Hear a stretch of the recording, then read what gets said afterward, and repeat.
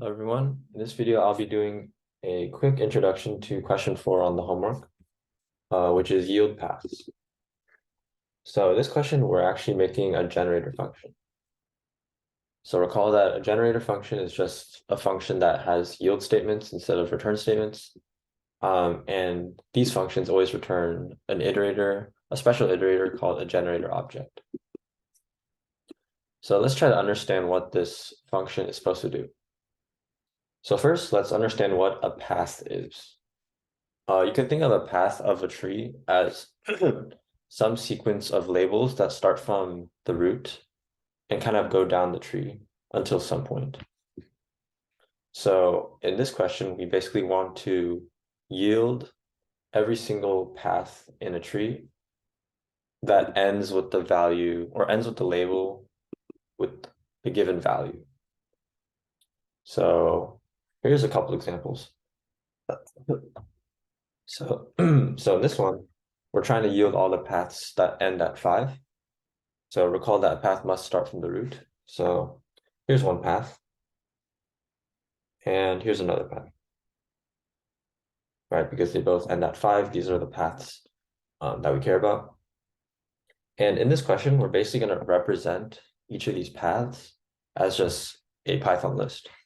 So like this path right here would be represented in this problem as the list 1, 5. And this path right here would be represented as the list 1, 2, 5. So basically your generator function on these inputs should yield like the list 1, 5 and the list 1, 2, 5. Okay. So yeah, I would definitely recommend reading all these hints and attempting this problem first on your own. But yeah, let's kind of walk through these hints and see how we can approach this question. So first, it might be helpful to first gain some intuition on how you can even solve this problem. Like what strategy could you use to find all the paths in a particular tree that ends at value? So yeah, let's just look at this first doc test right here and maybe try to think of an algorithm that can do this. So yeah, I guess the first thing you can check is like if the label or the root label is just equal to the value. And why would we do that? Well, there's kind of two options, right? Or there's two cases. If the value does match the label, then we like already found at least one path, or we found exactly one path, which would just be the label, right? The other case is like, in this case, if the value is different from the root label, then you know that, this root label itself does not provide a path. So all that's left to do is to check if there's any values inside the branches. Okay, so using that approach, let's kind of do this example. So here, clearly 1 isn't equal to 5. So now we just need to check if the branches contain a 5. And if they do, then we have found a path. So yeah, let's actually try to use the recursive leap of faith here. And remember what yield paths on a tree and a value does.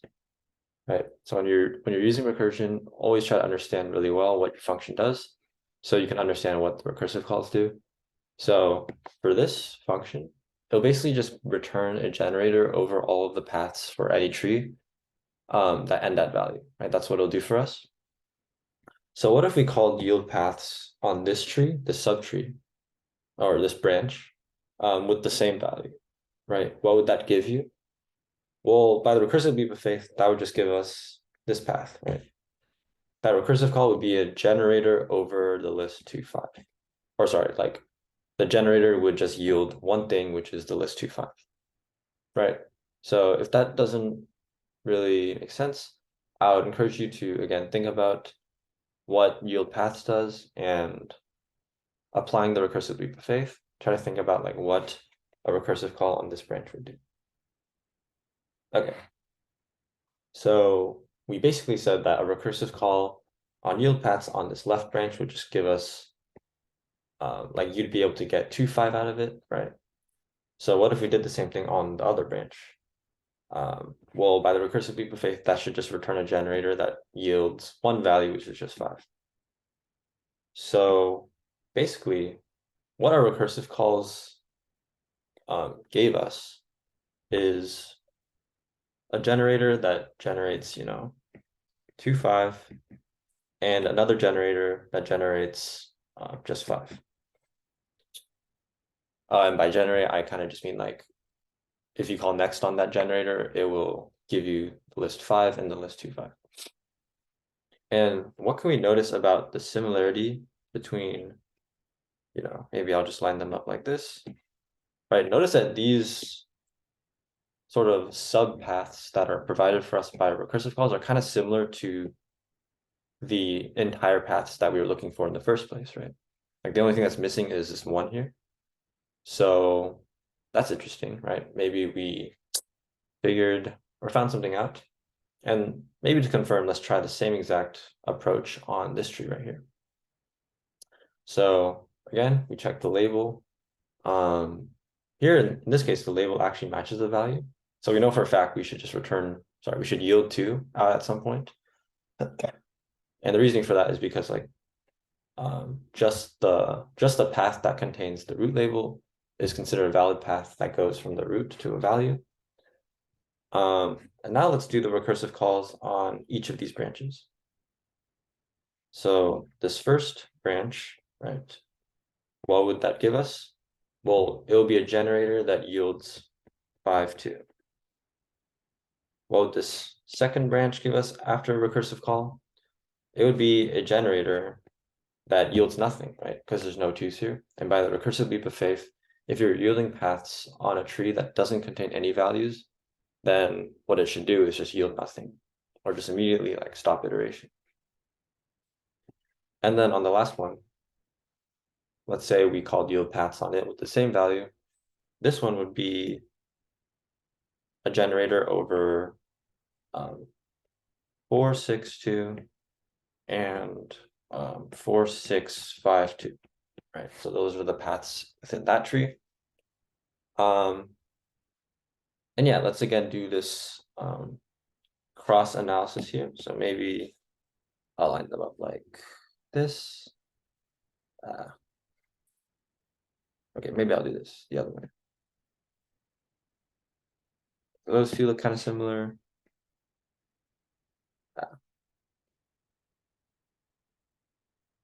This one looks pretty similar to this one. And this one looks pretty similar to that one, right? The only thing is that we're kind of missing this 2 here in the front. So yeah, it looks like this pattern is continuing, right? So basically, our observation here is that making recursive calls on our branches is definitely useful to us because it basically provides us most of the answer, right? One thing to consider is like this 2 over here. Well, that didn't really come from any of the recursive calls, but we did notice that, we should still yield that because just the root label is equal to the value. So you should kind of take care of that separately. Okay, so let's summarize what we talked about so far. So far, we've basically just discussed a certain way of solving this yield paths problem, right? In a pretty conceptual way. So let's kind of outline the steps we took.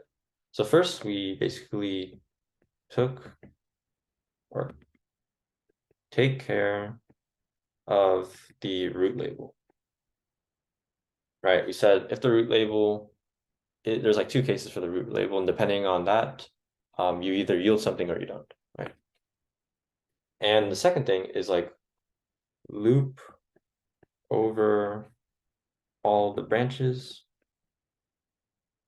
right? What did we do? We basically, well, we eventually like did a recursive call in each branch, and in order to do that, you must loop over each branch, right?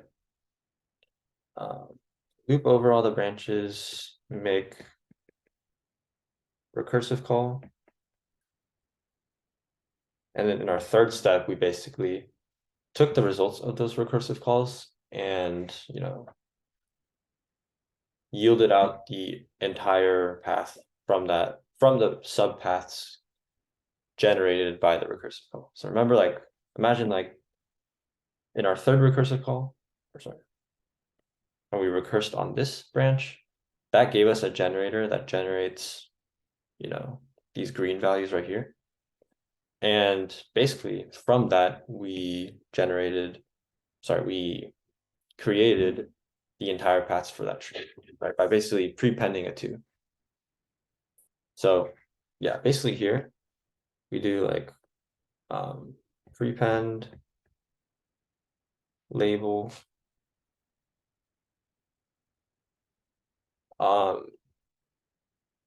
for each subpath. So I'll say subpath for like a path that is found in a recursive call because, right, basically when you like recurse on this tree, it'll maybe give you this path right here, but in the perspective of the entire tree, that's only like part of a path, right?